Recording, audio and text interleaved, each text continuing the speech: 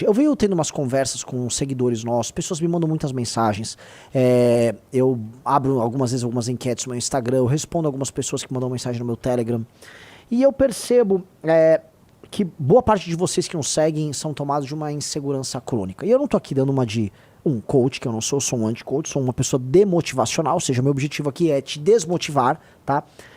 Mas... em grande medida, meu objetivo também é formar lideranças, tá? Porque vocês precisam entender que no fim do dia eu tenho um interesse, eu sou uma figura interesseira, tá? Eu não escondo meus interesses. Meu interesse com você é que você participe conosco de um projeto político para que a gente chegue ao poder, faça transformações bem grandes no Brasil e entre para a história, tá? Esse é o objetivo, eu tô externando, tá? Se você ganhar dinheiro ou não no processo, acho que, assim, nos ajuda, tá? Especialmente se você doar pra gente, mas não é o essencial. Então eu não vou te tornar rico, eu não vou te tornar um grande vencedor, eu não vou fazer nada disso, até porque nada disso eu sou, tá? Se eu falar pra vocês que eu sou um vencedor, é uma coisa meio exagerada, né? Combinamos que eu sou no máximo uma figura peculiar com grandes manias. Acho que a gente pode falar das coisas nesses termos, pode ser? Com base nisso, né, e dando andamento aqui na live, o que eu sinto, e é o papo que eu quero ter com vocês, que há uma perseguição, tá? É uma perseguição clara, e esse é o começo do tema, que numa sociedade que vem ficando, fragilizada, 2, tomada de homens fracos por todos os lados, 3, rancorosa, 4, que não consegue assumir responsabilidades. Isso eu tô falando de grandes características da geração Z, tá? 5, que procura a coletivização da própria culpa. 6, em certa medida feminilizada, tá? E 7, eu vou citar 7 porque 7 é metade de 14. Birrenta e fazendo uso de redes sociais, eu acho que uma sociedade dessas não vai nos levar exatamente para um caminho muito bom, e esta sociedade em si persegue, tá? Ela oprime, ela vai para cima de quem quer ser verdadeiro, vencedor, forte, vigoroso, intelectualmente honesto, incisivo, em quem tenta ser líder. Essa é uma sociedade que pune isso, e ela insistentemente pune isso, e isso faz parte de um comportamento quase doentio que a sociedade constrói, porque é uma sociedade de culpas, é uma sociedade cuja moralidade, tá, endossa a fraqueza como sua principal característica. Então, uma sociedade que endossa a fraqueza como sua principal característica é uma sociedade que celebra a fraqueza, então ela está sempre celebrando o fraco, o minoritário, o ausente de poder, tá? Ela está sempre culpando alguém supostamente forte pelas próprias mazelas, e aí ela cria uma sensação de proteção e de solidariedade entre aquelas pessoas frágeis. E naturalmente, eu posso falar aqui pra vocês, não há nada mais perigoso do que uma pessoa fraca. Não há nada mais perverso do que uma pessoa fraca. Não há nada mais rancoroso do que uma pessoa fraca. O ódio de uma pessoa fraca, tá? Os sentimentos negativos que advêm de uma pessoa fraca, eles não conduzem pra nada de positivo. Na verdade, eles destroem culturas, eles destroem civilizações, mas acima de tudo é uma máquina destruidora de homens, tá?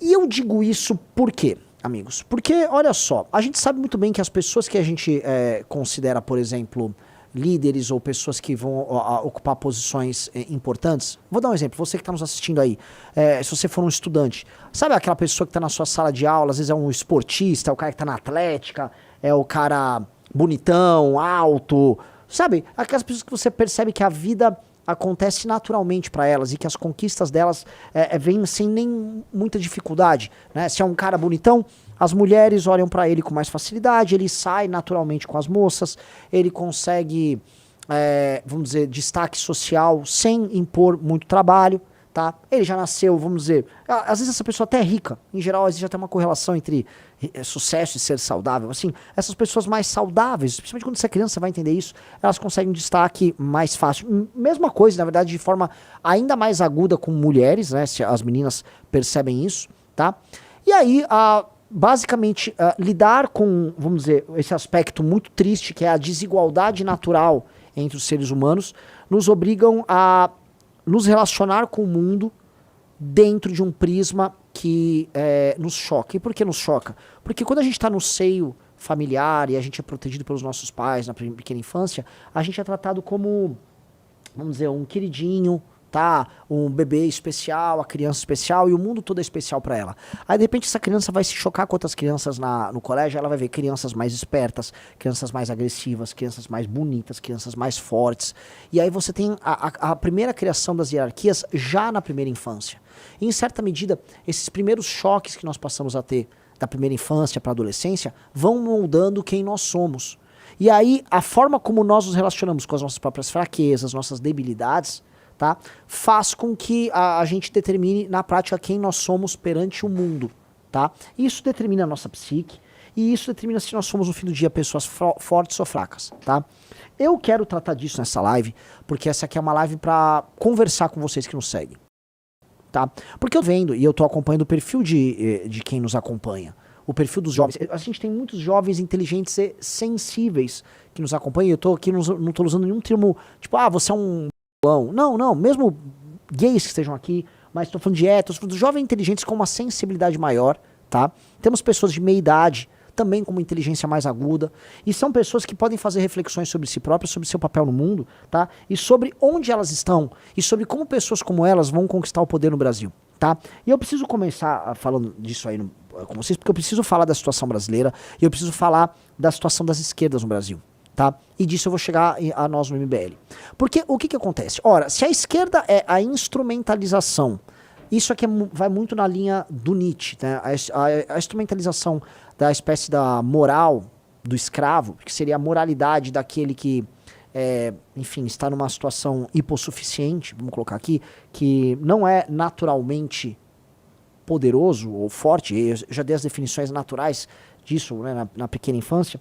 Naturalmente, a esquerda instrumentaliza esses rancores, esses sentimentos ruins, essa raiva, esse sentimento de inadequação que você tem diante daquele que é melhor que você, tá? Ou que está numa posição melhor que você. Eu preciso colocar isso nesses termos, porque a esquerda faz isso, ela vive disso. Ela vive de pegar situações em que há uma espécie de uma diferença hierárquica em algo, e aí ela vê essa diferença como um meio de instrumentalizar a angústia e a raiva que a pessoa que está numa posição menor tem e transforma aquilo em guerra política. Reparem que onde a esquerda vê uma fratura, onde a esquerda vê uma hierarquia em geral natural, ela procura gerar um ódio, tá? Eu digo em geral porque nem sempre é natural, mas em geral ela encontra isso nesses termos. E aí ela procura certos ódios, então ela vai procurar fraturas de todas as ordens, e nessas fraturas sociais que ela vai procurando, tá?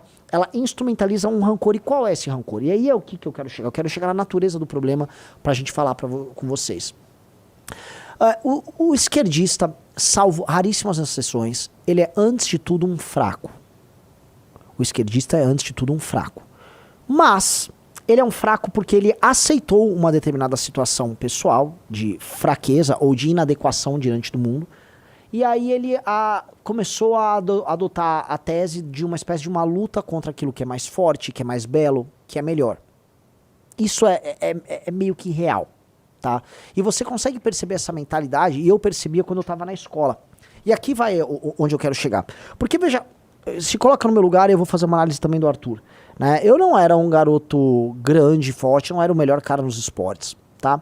Só que eu sempre tive um senso de liderança muito forte. Eu nunca gostava de obedecer a ordens de ninguém. Era um bom aluno e eu achava assim, nossa, eu tenho que fazer alguma coisa grande. Só que ao mesmo tempo eu me via numa situação dentro da hierarquia social de uma classe, de uma sala de aula, que me colocava numa posição inferior. E eu não aceitava essa posição inferior. E aí você pode ter muitas maneiras de negar a posição social que você está. E é essa conversa que eu quero ter com vocês hoje, tá? Digite 1. Se você acha que dentro dos ambientes de convivência que você tem, você não está na posição que você gostaria de estar. Digite 1. Eu tô numa posição menor. Tipo, eu não sou o cara mais legal e mais interessante. Porque, eu vou falar uma coisa. Tudo é uma pirâmide, certo? E você vai ter talvez até uma distribuição, até talvez em beleza ou em... Enfim, talvez beleza, igual a bell curve, que é a curva que você usa, por exemplo, para medir QI, tá? E digite 2, se você, obviamente, não, eu sou um privilegiado nesse sentido. Não tô falando privilegiado como uma coisa ruim. Você é um privilegiado natural disso, tá? O que eu quero dizer... A grande parte da dor da existência humana é se entender como alguém imperfeito e que está numa posição natural, no grid de largada da vida, inferior. E isso é uma coisa que atinge as pessoas e machuca elas de maneiras diferentes. tá? Uma moça que não nasce tão bonita e na adolescência dela, ela descobre, poxa, eu não sou tão bonita quanto aquelas garotas da minha classe. Essa não é uma moça que...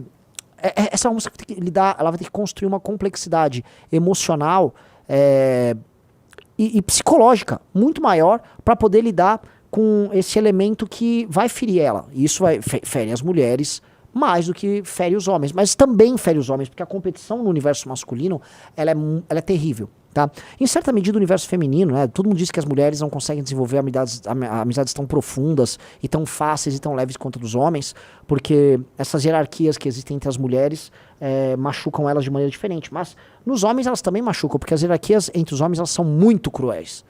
A lógica da hierarquia masculina também é a lógica do the winner takes it all, como eu já falei algumas vezes, que é o seguinte, os caras mais bem posicionados, eles têm tudo. E eu não tô falando de sexo, não tô falando de mulheres, tô falando de prestígio social, posições sociais, tá? De privilégios dentro de qualquer ordem social que eu posso falar, que é o teu grupo na igreja, uma faculdade, uma escola, um grupo de amigos na rua, sei lá, hoje deve ter até, me coloquem aqui no chat se existem hierarquias dentro de grupos de, sei lá, de jogadores de games online. Deve haver, né? A galera tem uma turma que se encontra pra jogar um game online e eles têm uma determinada hierarquia.